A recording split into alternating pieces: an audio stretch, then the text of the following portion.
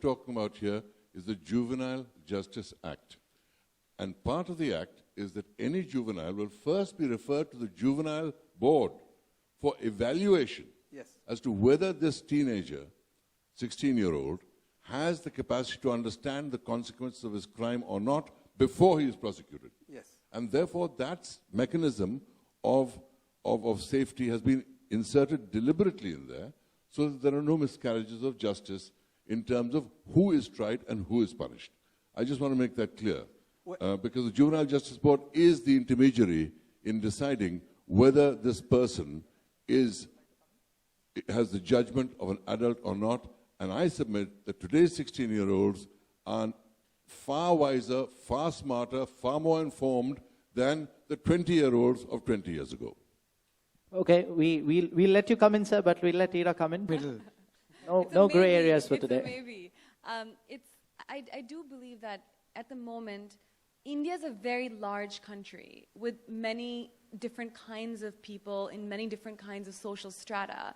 So I don't think that one rule which we can apply to even a city like a Delhi or a Bombay, there's then rural India. So if we apply a rule of 16 versus 18, this is for the entire country. You know, we don't have laws which are state-wise or region-wise. And so I do think taking the diversity of this country, taking the fact that, you know, we really are changing at a very, very fast pace. Our society is changing really literally at cyber speed. The kind of things that happen today with technology, with mobile phones, with the internet, with infrastructure, with road connectivity, planes, trains, whatever is really in some way, as you said correctly, that kids today are far wiser and far less protected than they were 20 years ago. And far more informed. So I do think that what we need in place is a case-by-case basis. Now, looking on the other hand, look at the Nirbhaya case. It was that juvenile who performed the most heinous of the crimes, if you look very closely at that rape. So does that young man deserve to be punished? Yes. And on that point, if you look at the juvenile centers that we have, the reform centers that we have, they're in awful condition. It hands over a 16-year-old to the process of law. That's the purpose of the Juvenile Justice Board, which is part of the Act. And therefore, I support the Act. Exactly. I have an issue with it because, one, I think it's a shortcut. The problem is that the rule of law doesn't exist. I mean, what makes you think that adults who anyways today, if they committed something like a rape, are going to get the severest punishment? Yet adults keep committing those crimes. So what guarantees that there is 16 and 17-year-old is going to listen now that the law has come down, they get the same punishment as a 32-year-old. The 32-year-old doesn't care about it. Why would the 16-year-old care about it? That's my one problem with it. Okay, so if someone wants to get punished, it'll be expedited, it'll go through the courts really fast. They won't commit that crime. You don't need to change the law, you need to implement the law. And I think it's a shortcut because what's dangerous is they might then what they need to do is train the police, sensitize them. You know, they have so much work to do. The guy in the Nirbhaya case was, as a 10-year-old, staying on the streets. There are a lot of kids like that out there. There are more rapists to come because the system has failed them. So I'm saying that reducing this law, let's not forget that there's a lot of reform, a lot of education that needs to be done, and the groundwork and infrastructure needs to be done. Otherwise, they're going to sit back and say, "Ab to humne law change kar diya," now they'll get scared. They're not going to get scared.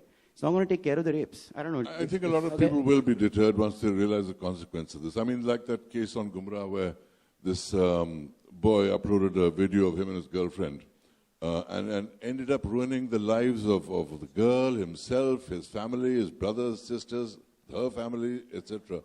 So people just think it's fun, it's okay. If you realize that, listen, this is a crime, and if you do that crime, you're going to suffer severe penalties, not just legally, but socially, and there are huge consequences to this.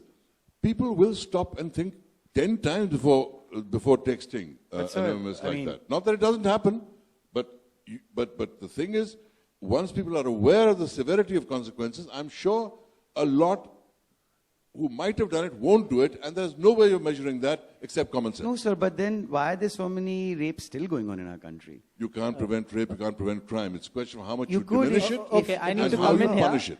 One is looking at the micro picture, one is looking at the macro picture. So it's a question of the bigger one. Abhay is coming in with a bigger picture where he says it's society and a lot of things that are not going right for us.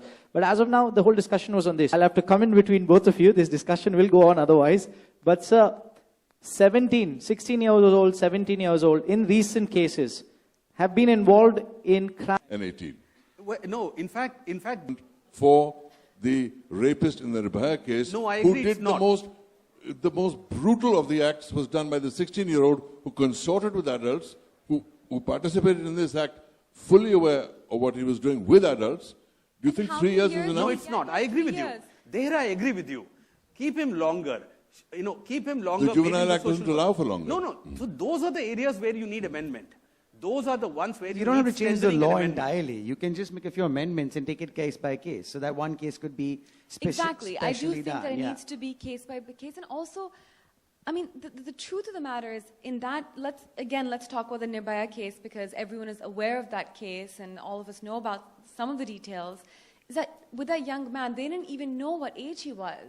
I remember there was constantly bone tests and so many of these people who've been brought up in slums. 16 is an adult. That's how I understand it, right? No, there's going it's to be not really allowing right. space It will go to for- Juvenile There is, Justice there Board. is. The Yeah. It Juvenile will Justice- first go to the board. Yes. It go goes to first to the board, board. and the board decides whether this 16-year-old has the capacity to understand the consequence of his actions, what was his intent, what are the circumstances, and in those circumstances recommends whether he should be tried as an adult or not. But what happens in a case when, let's say, a 15-year-old girl and a 16-year-old boy are boyfriend and girlfriend and they decide to have sex? And then the father gets angry and then puts him up for rape. Then what happens? Well, if you're 16, And you the should girl is know. 15. No, you see, misuse That's of the age where you wait. Misuse of the law is one thing. I mean, there are a lot of women claiming rape after having a relationship of 14 years and then being abandoned by their That's boyfriend. what I mean. That misuse of law is another issue. The misuse of the law is a separate issue. What I'm saying is, but a 15-year-old boy, a girl, a 16-year-old boy, and the father decides to take revenge, says this is rape. Well, 16-year-olds should know that now they are being treated as adults, and if they have sex with anybody beneath that age, and if it's reported, it will be categorized as rape under the new law. This is the same penalty that any 18-year-old faces. So I'm saying there's no difference today between the 16 and 18-year-olds, Or maybe the- given the way Or maybe the society has board changed. suggests- or maybe the board says that these two are not really capable of knowing what they're Or the doing. board and they decides should be- otherwise. Yes, Well, they or wa- they should be they have treated that as discretion. children. You know, maybe they're brought up in a small village with no schooling. They have no idea. Or it could be, you know, they've been living in a Bombay their whole lives. They know exactly what they're doing. They're exposed. And what Gumrah does, which is what I found very interesting about the show, that it really shows us that these are ordinary kids. Ordinary kids from good schools, Very true. who could just be you and me or anyone else, and how crimes are manifesting in their lives, and how these crimes are having immense consequences, not just on their lives, but of those around them. And this is why I feel that Gumrah is such an interesting show. I mean, we really sort of bring up these elements that it can be anyone. It really could be just anyone. The thing is that just by changing this law, aren't they going to then be lax about sensitizing the police, training the police, perhaps getting some infrastructure in place? Because I think that's where the real So work... That's a very important point that you That's- raised earlier also, and there's another point that you raised just before that, which is the one about consensual sex. Now, I don't know whether everybody knows this, but when the POXO Act came in, against the recommendation of the NCPCR and the ministry and all of us, the parliamentary committee decided that consensual sex, which was allowed in Indian law between 16 and 18-year-olds, should be removed when the POXO law came in. So, in fact, bringing the age down directly conflicts with that issue. You know, what happens when a 17-year-old boy and a 17-year-old girl decide to have consensual sex? Under POXO, it's a crime. That's been committed with terrible intent and great damage, physical, mental, or whatever, they decide whether this is to be tried as an adult crime or not. And I hope that the judges of that Juvenile Justice Board will exercise their common sense and not see that the act is turned on its head. The importance of the act, I seriously believe, is not just punishment of people that commit terrible crimes, who are 16 years old, but more importantly, sending out the knowledge to people of 16 years old that they are liable. If they do adult crimes, they must do adult time. But there's one thing in the law that I wish was changed, that if a juvenile between the ages of 16 and 18 commits that crime and is found guilty by the courts, he should not be lodged with common criminals in the justice system. He should be lodged in a juvenile home to serve his time, because if he's lodged in jails, he will be sexually abused himself, he will suffer, he will be mixing with criminals, he will have the worst influence on his life, and that is not part of the punishment that was envisaged for this boy or girl. That punishment should be done in juvenile homes. The time should be served there. And that amendment to the law I would like to see. But overall, I support this law completely. And I also But not treat them as adults. But not treat them as adults. No, that I'm not for. So, Because I think, that, like I said, this boy who was in the Nirbhaya case, who was raped and grew up on the streets, you think there aren't 30, 40, 50, 60,000 more of him right now? You don't have to be in a jail to be raped and be hardened. Life will do that to you. Just because we have kids on the streets right now. And these could be possibly your future rapists. I'm not saying rape doesn't happen within higher societies. It does. And that's a different set of crime altogether. It's a different group of people altogether. So you've got to take it each and Yes, compartmentalize it. But And you- one of the problems is that, they grow up in such environments that they get hardened by the time they're 16, But 17. unfortunately, law is universal, and we cannot compare. I think there are various things, but I'm saying that one of the issues we do have is poverty. It's a breeding ground for all sorts of criminals. Why are we not addressing that? Because everything is connected at the end of the day. Just by saying, okay, lower it from 18 to 16 isn't going to make it go away. That's my issue. My issue is that might be an excuse to not take care of everything else. That makes it Poverty, criminal. I mean, Can I America just make a has brief higher point? living standards than us. I think their rate of violent crime is far greater than India's. So it's not just a question of poverty. Of course, poverty is a contributing factor, but the fact of the matter is that a crime is a crime and people have to do the time. And if there are mechanisms like the Juvenile Justice Board inserted into this act that exist, then I'm quite in favor of the act going forward as saying that a 16-year-old who is judged to be conscious of adult responsibilities and the consequence of his crime should be tried as an adult. That's the crux of this debate today. And I think I would like to be clear that while I completely endorse what you're saying as far as the necessity of reform and prevention is important, the fact of the matter is, if a crime is done, the time must be served. But it should be served in a way that is just. Even punishment has to be just. Juveniles should not be put in adult jails. They should be put in juvenile homes with the emphasis on reform. So I accept that point of yours. But I also believe that today's young people and today's 16-year-olds are no less cognizant than the 20-year-olds of the last 100 years.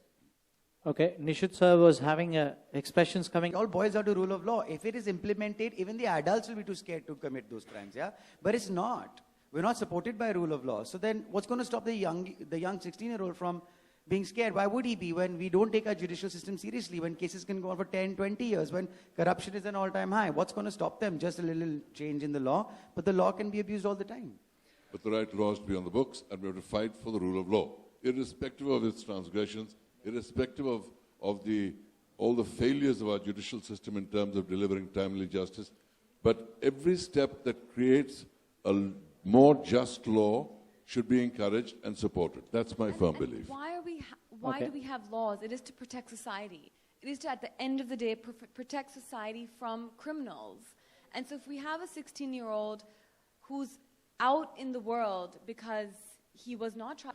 All of you want him standing up? Oh, yeah, they always love it full length. One way to see most of these crimes are committed by juveniles who come from the lower strata of the society. What about crimes committed by those who come from the upper strata? I'm talking about ragging, which has failed to find a mark in the amended Juvenile Justice Act. So what do you have to say? It's a very serious crime. It often results in the death of the victim. So,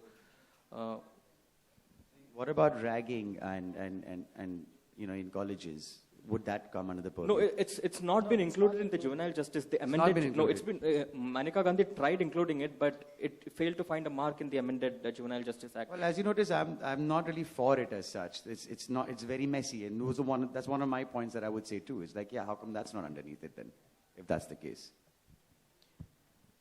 See, there's a very strong anti-ragging law already,